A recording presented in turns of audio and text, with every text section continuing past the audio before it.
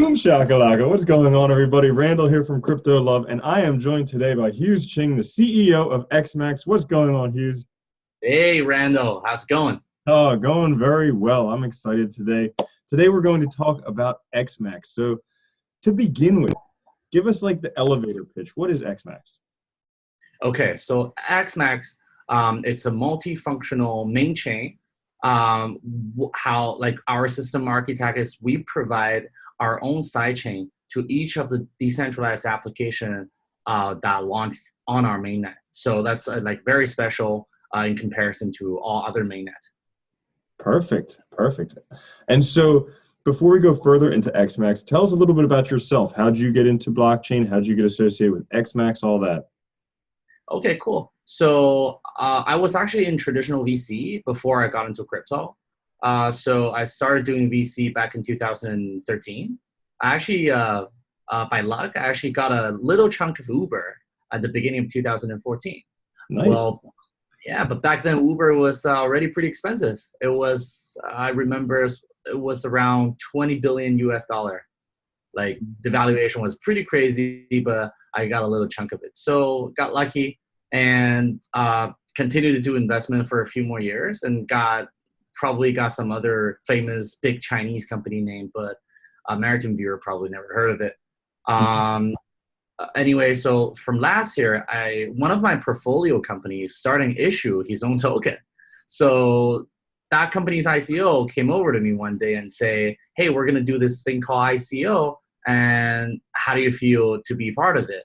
And I thought, because I didn't know nothing about crypto, besides back in 2008, when I was still in university, because I went to University of Waterloo, which is the same university as the founder of Ethereum, Vitalik.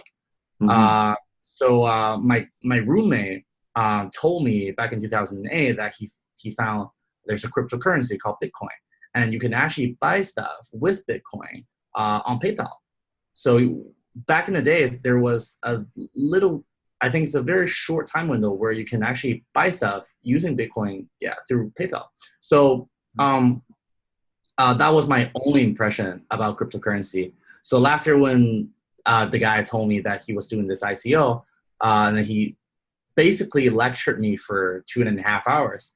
And after that, I was like amazed. I'm like, wow, this thing is so cool. And then I'm going to go deep into this. So that's when I started, seeing things in cryptos. So I personally invested in some ICO project, and basically I had invested in 25 to 27 of ICOs, and started doing XMAX back in January. When I was thinking we should have a blockchain version of YouTube or Facebook or entertainment app, basically. So I was trying to figure out on which mainnet should I develop this application on. And that's when I figure, hey, there is no ready-to-use mainnet, and there is no easy-to-use and viable development SDK and tools that's made for developers. So me and my partner on XMAX, we thought, why don't we just do our own mainnet? Because our team came from, because our technical team's background is from a game engine development team, which they're very strong in terms of building a distributed system. So that's how we decided to make XMAX. That's like a little bit of background story. Okay, awesome. Yeah. I mean, you mentioned there how your friend sat you down for 2 hours and you were sold. And that's pretty much how I think most people get into cryptocurrency. As soon as they kind of pass off those original thoughts about Bitcoin or whatever, and they actually learn it, like everybody's in totally. So in terms of what XMAX is doing, you mentioned that it's revolved around gaming. So why gaming in particular? And then what do you plan on doing with gaming? Right. So back in the days, I was a gamer. I don't consider myself to be like a heavy gamer or like a hardcore gamer, but but I play like 6-7 hours of World of Warcraft, you know, back when I was in college. I do go to college. I lost a couple of years of my life to that too. Right. So because when we're playing like these, I'm not saying like anything bad about Blizzard. I mean, Blizzard games are great. I mean, like I grew up playing Blizzard game, and these what we will call centralized game develop company these days, but they produce great game. But the problem is you don't actually own your digital asset, because whenever you're playing World of Warcraft, at the beginning of the loading screen, I don't know if any people had noticed, but they ask you to click on this button and agree, and saying that Blizzard has every right to basically do anything related to your account. But that account is, technically speaking, should be your own asset. I mean, that's one problem that I see, because I spend my time and I spend my money to build my own account. And that's, I think it is not only a game character, because nowadays we spend more time on this virtual world. So I think the boundary between the real world and virtual world have become more blur than probably, like, let's say like 10 years ago. And it's growing with this new VR technology and AR technology. I think it has become harder and harder to distinguish, you know, these two different worlds. So when I have a virtual character in my game, I think it's a mirror image of myself. It has not only represent this sole game character, it's become my virtual identity in a way. In China, in America, Facebook is heavily used, right? And Facebook and Facebook Messenger. So we talk to each other. Because when I see you, Randall, or when I friend you, we don't exchange our identity card, right? We don't tell each other what's our social security number. What we do is we tell each other our Facebook account, right? So whatever information you posted on your Facebook account had literally become your identity card in this virtual internet world. But without blockchain, this account can never truly belong to you. So I think that's one thing that we can start with, and build on top of this. When you have an account that's 100% owned by yourself, which means you own 100% of all your digital asset, now you can freely trade your digital asset with other players, and in a fashion without any intermediary. Because in China we have, in America also, they have these websites that help people. Basically, they function as the middleman when you want to sell your game item to a third party, right? And they will come in, they'll provide you a certain services. So I remember there was one time I wanted to buy something in Diablo. That's my memory. And then they will literally have I think a customer service guy, and he runs his own character, and then he will see through all the transaction process between you and the guy you actually buying stuff from. And they charge a pretty big amount from whatever transaction you made with the other people. So I think with blockchain, you can actually eliminate this whole process. Or in another way, if you want to, you can still charge this fee, but distribute whatever fee you charge from this trading process to player, or to your ecosystem player, or to your game player, or to your token staker, or anybody you want to. So you can sort of decentralize this income stream. As a result, it actually make your environment, I think, more user friendly. I think that's one environment that we want to see, and we will see in the near future. So that's in terms of account, and that's in terms of asset, and also in terms of game development. So imagine you have an IP. Let's say you have StarCraft, right? You have bought the right of develop, let's say, mobile game using StarCraft's character, background story, music and all that. So imagine before you can only build, let's say, a finite number of product. So what you do is you build one StarCraft in the beginning, and then you have, let's say, thousands or million. Let's say you have 1 million player in your product, right? They started playing your version 1 of StarCraft game. However, you're gonna have to upgrade your game. So whenever, let's say, you want to make a second version of your StarCraft game, and then all your players' account and their digital asset will be lost if they want to play your version 2 of StarCraft, because those information are not freely transferred between these two products. That's one problem. Or with blockchain, when you have an IP, you can actually authorize let's say, a infinite amount of developers to develop on the same IP, which is something you cannot do without blockchain. But the reason you can actually achieve it is because the digital asset ownership is transparent. So I think everything has come to this new ledger technology that allows the digital asset to be transferred at will and fully transparent and 100% trustworthy. So with this one single point, there's a lot of things that you can expand in, I think, in game industry and in entertainment industry in general. So I remember there's a P2P video streaming, I think, subsidiary made by Baidu. So Baidu is the Chinese version of Google, by the way. However, the government shut it down, obviously, in China, because we have all these surveillance and all that government. So we're not going to go into that part. But anyway, so the government shut it down, right? The reason the government shut it down is because although the seed file is it's from peer to peer, but all the files are stored centralized. All the files are stored in a Baidu centralized server. So if government want to shut it down, they can do it easily. So I believe with distributed storage technology, which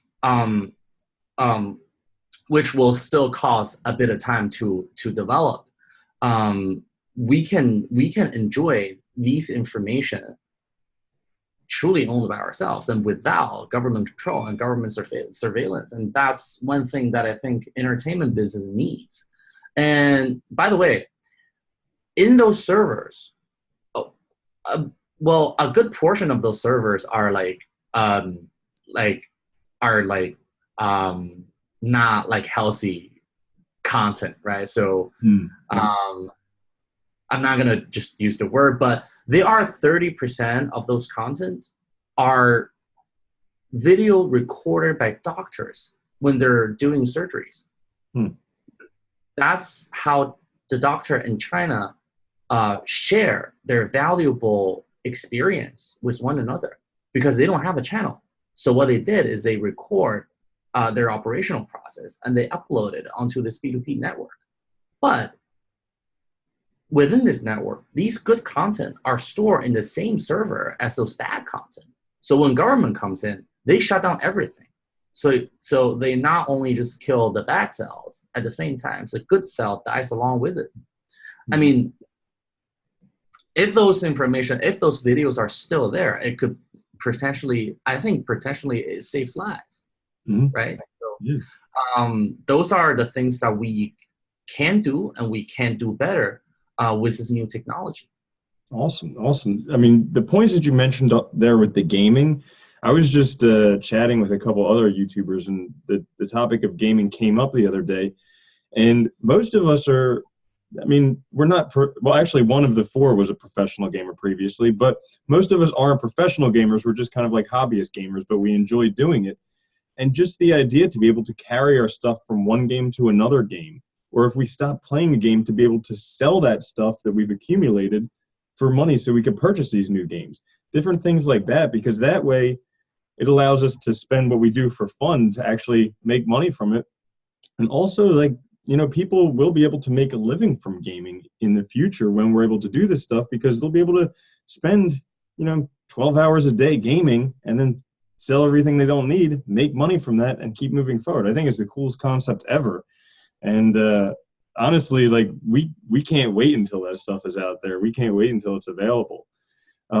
So one of the things that you also mentioned was like seeing some of these gaming things on the blockchain. One of the concerns that I think myself and other people might have with this is just the speed of things, because we've seen where blockchain games are now.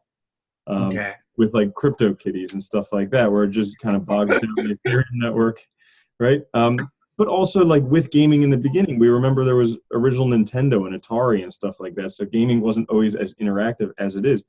What are you guys doing to help with speed and scalability, things like that? So basically, we've been seeing a lot of blockchain games that are relatively simple games. So we see a lot of poker games and a lot of games related to gambling.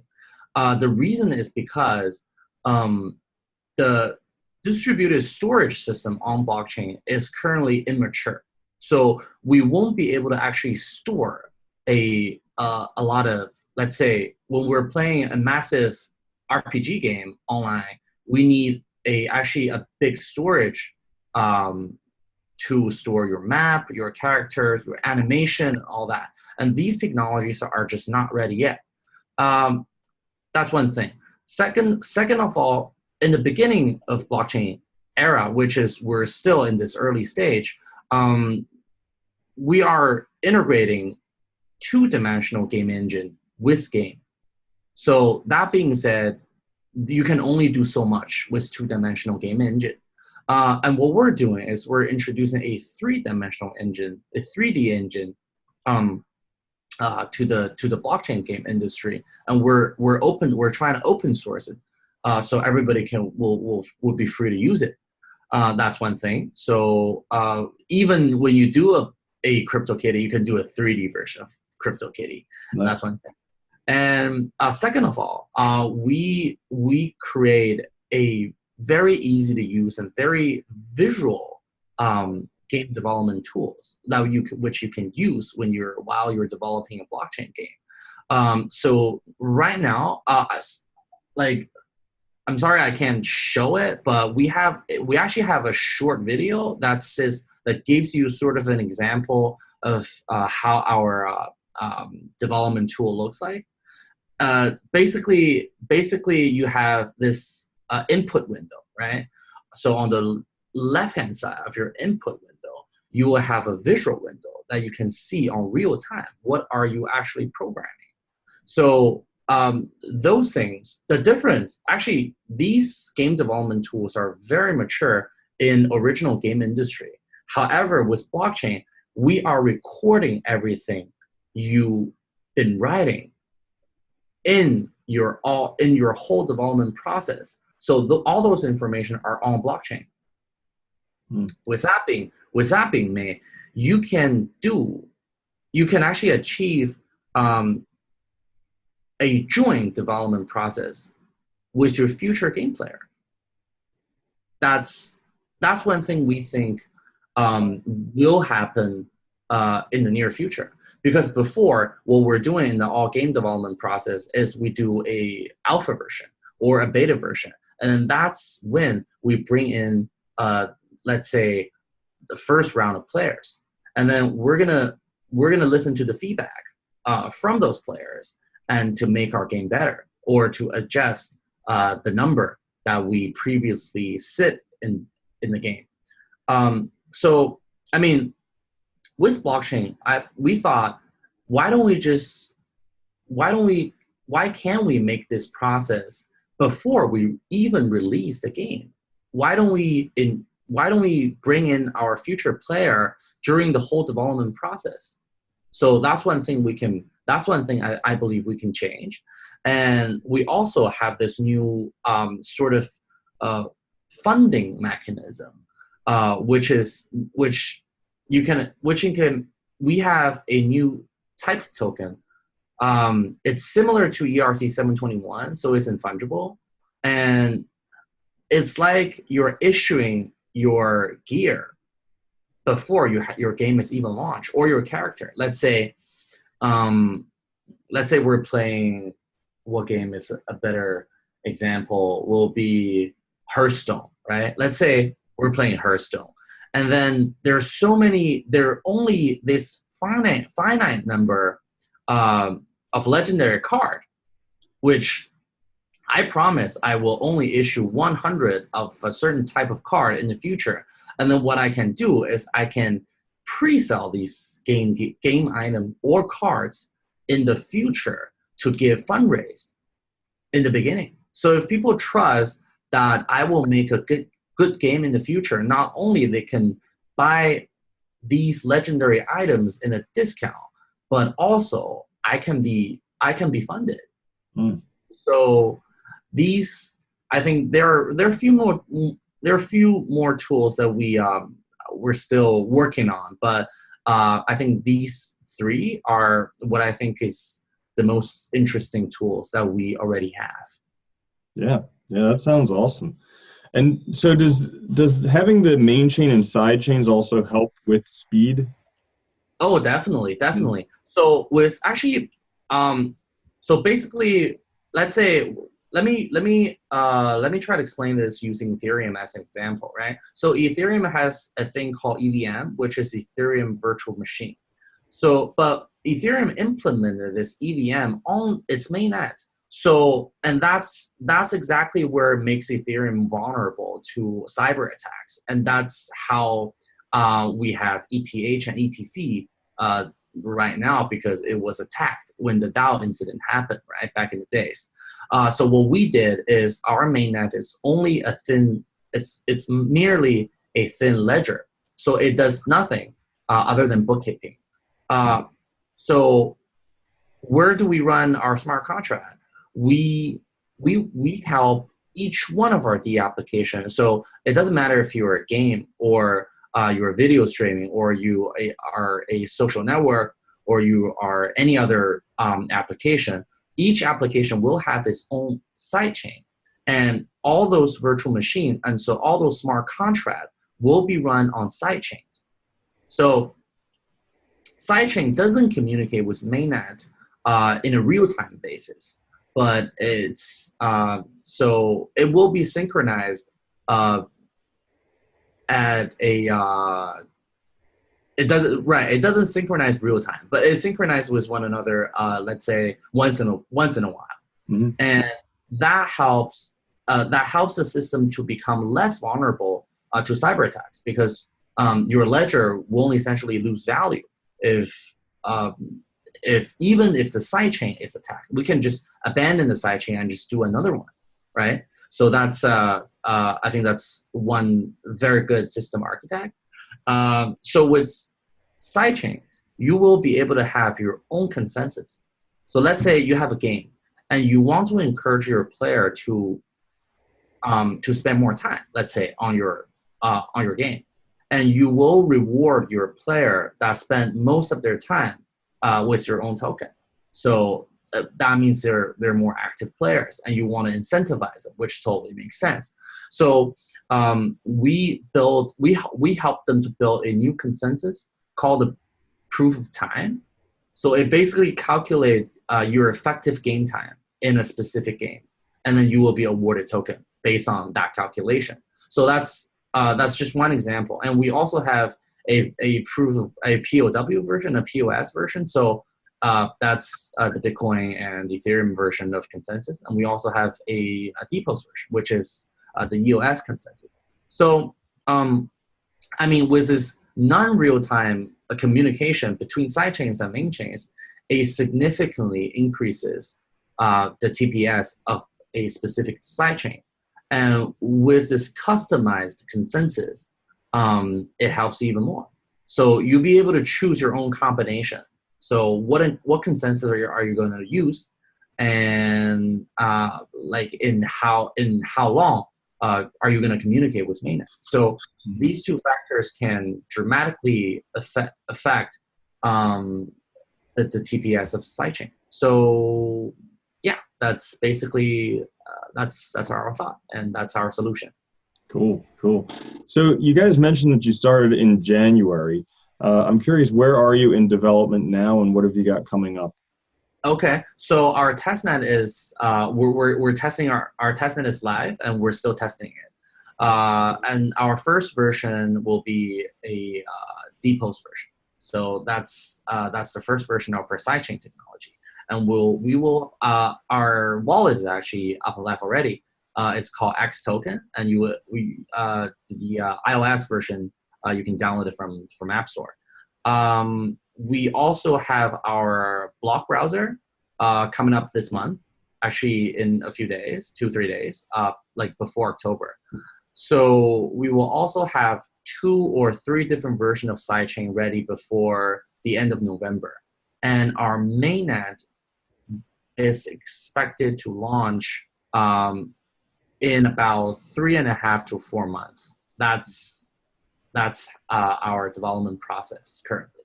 And after our sidechain is ready, we're going to focus in the development of more sophisticated gaming development tools and more SDKs. Mm-hmm. Cool. I'm curious, with the SDKs, is this to allow other developers to develop on the platform, or is this in-house developers you're going to have developing?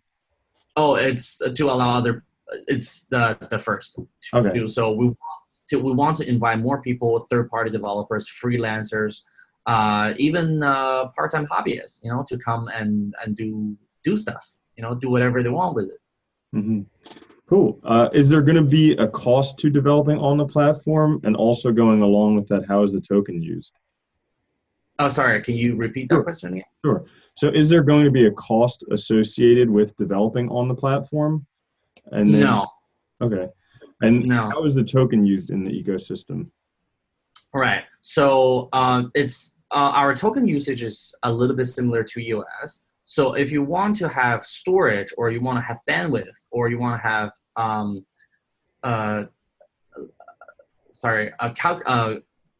computing power, mm-hmm. you will have to stake a part of your token. So let's say I'm a relatively larger developer, and I anticipate to have a larger traffic on my game.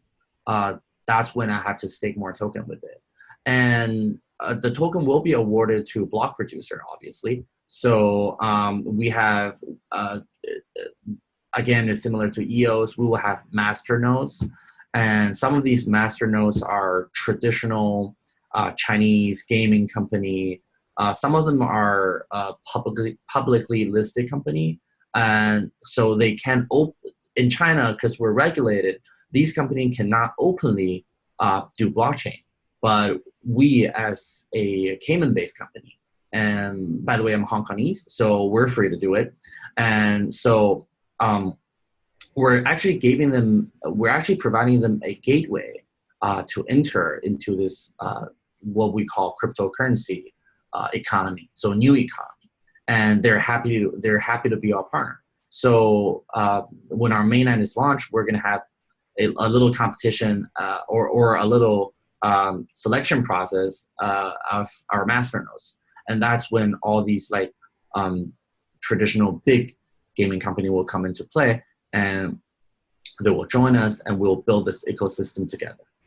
Okay, wonderful. So is there anything else that you'd like to kind of touch on? Anything that we didn't really touch on? No, I would. Yeah, do you want to ask me anything more? I'm kind of curious a little bit. Okay, so we talked a bit about XMAX. I'm curious from a VC perspective. What do you think of the current ecosystem? Because you mentioned previously we're kind of early on, but I know a lot of people right now are hurting because of the bear market. So just from that perspective, what do you think of where we're at? Right. Personally, I think technically speaking, or in a technical perspective, this whole industry is in a very early stage. So if we compare this to the internet age, we're probably I think we're later than a browser age, but we're in this email sort of the heat you felt that everything can be listed on NASDAQ was a .com at the end of it. that's where we are. And I think the bubble is bursting. And that's why you see the price of Ethereum has been dropping so dramatically. It's because people cannot actually raise money through ICO anymore because the market is losing faith. The market is seeing too much scam coin and shit coins. So like we are not I think the retail investors are improving in an unbelievably fast pace and they are evolving. So you can't actually scam them anymore.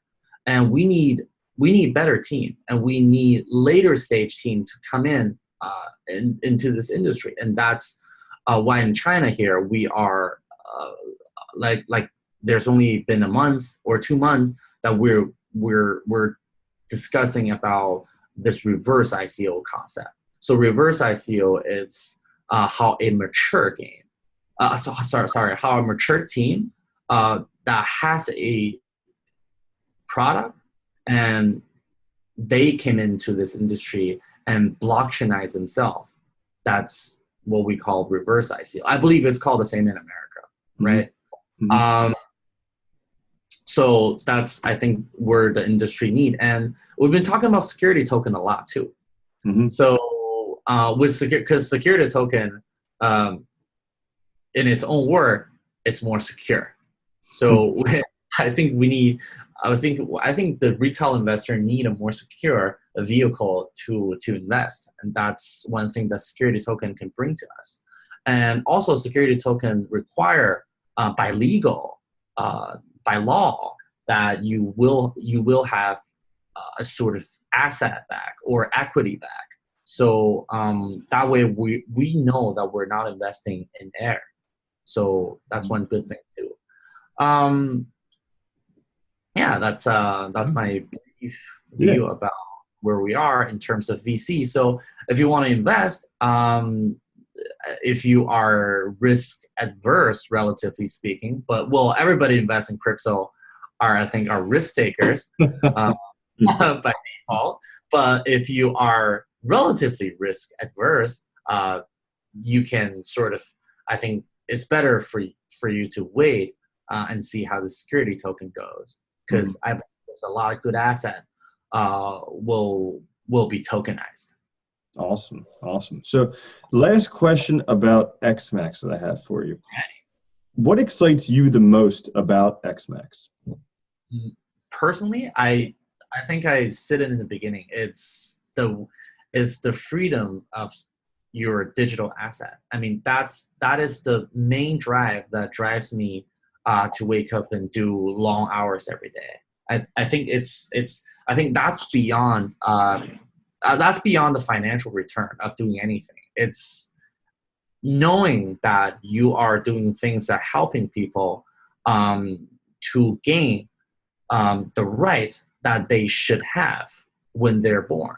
And especially in China. I mean, you guys probably don't feel the need of this, the urgent need of this in US. Well, probably. I don't know. But in China, I feel I strongly feel the call, and I strongly feel the necessity of having this. That's what excites me the most. Yeah, well, I mean, the project is very exciting. And like I said, I mean, there's lots of people waiting for, being able to take our game valuables from place to place and being able to own our game valuables. So it's something that's definitely, people want it. And so we're all waiting, we're all chomping at the bit. So we'll see how that comes. Alrighty, thanks. Yeah, thanks, so Randall. for anyone who's interested, what's the best ways to find out about XMAX and to keep up to date with XMAX? Okay, so our website is www.xmx.com. So XMX is the tag for our token, and we are actually applying to be listed on Bittrex. So I believe in a short while you'll be able to trade us on Bittrex, and because I know Bittrex has a lot of American users, right? So that's probably where you can find us. But if you want our information up to date, you can go on our website. Awesome. Perfect. Well, Hughes, thank you so much for joining us. It's been a pleasure. And honestly, I can't wait till this stuff is available. Thank you, Randall. Thank you so much. Cool. Have a good one. Alrighty. Bye.